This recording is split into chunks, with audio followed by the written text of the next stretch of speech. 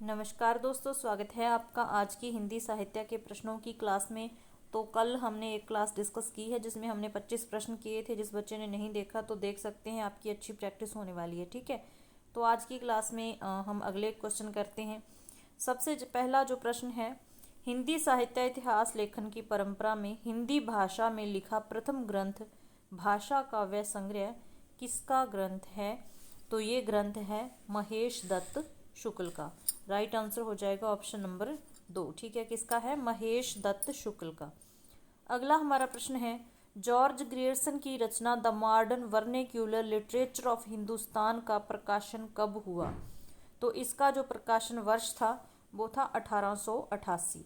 तो इसका भी ऑप्शन नंबर 2 राइट आंसर हो जाएगा। ठीक है, तीसरा जो हमारा प्रश्न है, हिंदी साहित्य के इतिहास, जहाँ पर ई आएगी गलती से ए हो गया। ठीक है, इतिहास लेखन का सबसे पहला प्रयास करने वाले विद्वान कौन थे?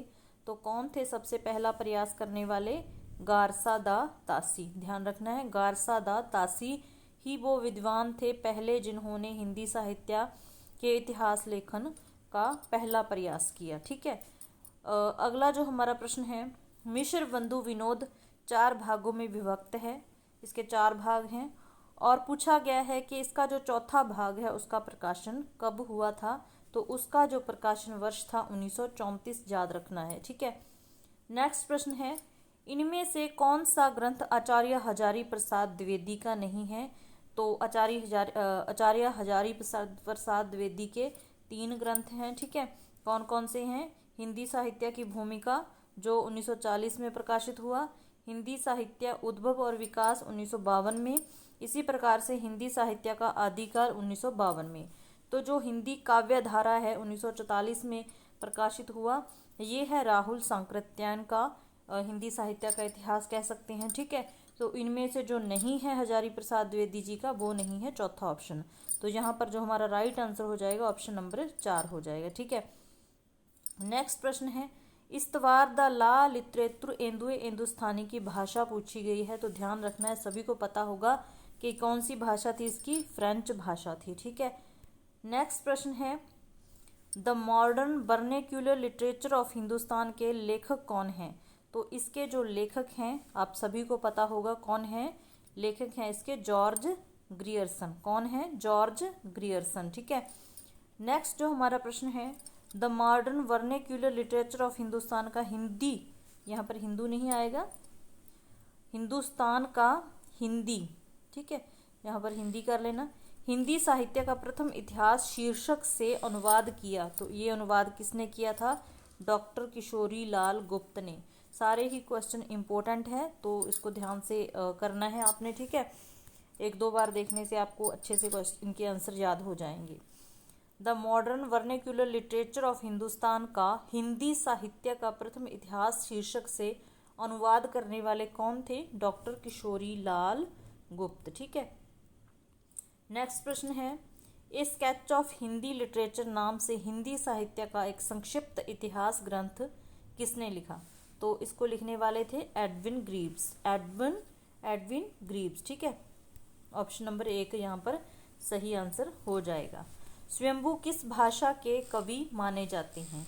स्वयंभू किस भाषा के कवि माने जाते हैं? तो ये अपभ्रंश के कवि माने जाते हैं। ठीक है, अगर क्वेश्चन अच्छे लगे तो लाइक ज़रूर कर देना। इसके अलावा अगर किसी क्वेश्चन में डाउट हो तो बेझिझक आप इस बात को डिस्कस कर सकते हैं। ठीक है, नेक्स्ट जो हमारा प्रश्न है, हिंदी साहित्य का आलोचनात्मक इतिहास नामक पुस्तक किसकी है? ये बहुत सारे एग्जाम्स में पूछा गया प्रश्न है। एक तो ये, एक गणपति का। तो ध्यान रखना है, ये है राम कुमार वर्मा का। ठीक है, अगला हमारा प्रश्न है, डॉक्टर नगेंद्र के हिंदी साहित्य के इतिहास के अनुसार जो भक्ति काल का समय है वो किन शताब्दियों के मध्य माना गया है? तो काफ़ी इंपॉर्टेंट क्वेश्चन है, 14वीं से 17वीं शताब्दी के मध्य इस समय को माना गया है। ठीक है, नेक्स्ट प्रश्न है, राहुल सांकृत्यायन ने गोरखनाथ का समय क्या माना है? तो क्या माना है? 845 ईस्वी। Option number 1। कौन से सिद्ध को पूर्ण भक्त नाम से जाना जाता है? तो किसको माना जाता है? चौरंगीनाथ को। Option number 1। ठीक है, नाथ संप्रदाय में किस नाथ को बालनाथ कहा जाता है? तो बालनाथ जलंधर नाथ को कहा जाता है। ऑप्शन नंबर 3 यहाँ पर सही आंसर हो जाएगा। नेक्स्ट प्रश्न है जस मयंक जस चंद्रिका। यहाँ पर जस है, ठीक है, यहाँ पर जस है, उस नहीं है। चंद्रिका के रचनाकार, मोस्ट इंपोर्टेंट क्वेश्चन है, तो इसके जो रचनाकार हैं मधुकर भट्ट हैं। कौन है? मधुकर भट्ट हैं। नीचे दिए गए विद्वानों में से कौन से एक विद्वान ऐसे हैं जो पृथ्वीराज रासो को अप्रमाणिक मानते हैं? यहाँ से एक प्रश्न आने की पूरी संभावना रहेगी, तो आपने अच्छे से ध्यान रखना है कि कौन कौन से विद्वान अप्रमाणिक मानते हैं, कौन कौन से प्रमाणिक मानते हैं और कौन कौन से अर्ध प्रमाणिक मानते हैं। ठीक है, तो डॉक्टर श्याम सुंदर दास जी मानते हैं कि ये पृथ्वीराज रासो जो ग्रंथ है वो प्रमाणिक है। ठीक है, मोहनलाल विष्णुलाल पांडे भी मानते हैं कि ये प्रमाणिक है। कर्नल टॉड भी प्रमाणिक मानने वाले हैं, लेकिन आचार्य रामचंद्र शुक्ल जी कहते हैं कि पृथ्वीराज रासो एक अप्रमाणिक ग्रंथ है। तो आचार्य रामचंद्र शुक्ल जी को आपको अच्छे से याद रखना है। ठीक है, ऑप्शन नंबर 3 यहाँ पर सही आंसर हो जाएगा। नेक्स्ट प्रश्न है विद्यापति के गुरु का नाम। ध्यान रखना है, कौन थे उनके गुरु? पंडित हरि मिश्र। कौन थे? पंडित हरि मिश्र। ठीक है, विद्यापति को जातीय कवि किसने कहा? तो डॉक्टर बच्चन सिंह ने विद्यापति को जातीय कवि कहा है। ठीक है, आगे पंक्तियां हैं, तो आपने बताना है कि विद्यापति की कौन सी रचना से हैं। खने खने नयन कौन अनुसरई, खने खने वस्त धूली तनु भरई। तो ऐसे पंक्तियां पूछ ली जाती हैं, तो ये पंक्तियां पदावली से हैं। विद्यापति की रचना पदावली से ये पंक्तियां ली गई हैं। ठीक है, नेक्स्ट प्रश्न है अमीर खुसरो ने दिल्ली के सिंहासन पर कितने राजाओं का आरोहण देखा?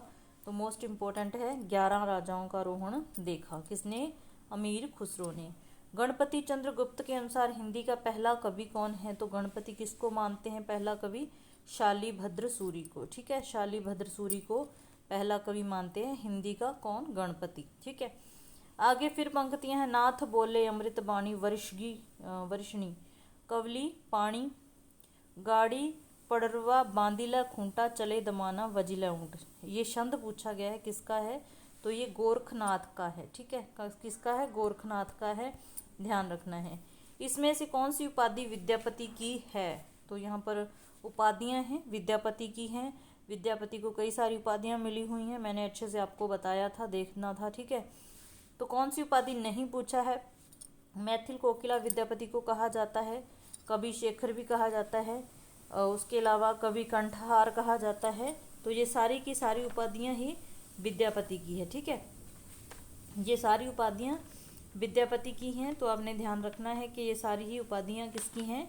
विद्यापति की है। इसके अलावा अभिनव जयदेव भी विद्यापति को कहा जाता है, नव कवि शेखर भी कहा जाता है, दशावदान पंचानन खेलन कवि। तो ये सारी उपाधियां इसको मिली हुई हैं, तो ध्यान रखना है। ठीक है, जो हमारा लास्ट क्वेश्चन है वो आला व उदल दो वीर थे ना, वीर सरदार थे, तो उनका वर्णन कौन से रासो ग्रंथ में किया गया है? तो इसका जो वर्णन है वो परमाल रासो में हुआ है। तो ये थे आज के हमारे 25 प्रश्न। उम्मीद है आपको अच्छे लगे होंगे, आपकी तैयारी में कुछ फ़ायदा होगा इनसे आपको। ठीक है, तो फिर मिलते हैं नेक्स्ट क्लास में। धन्यवाद।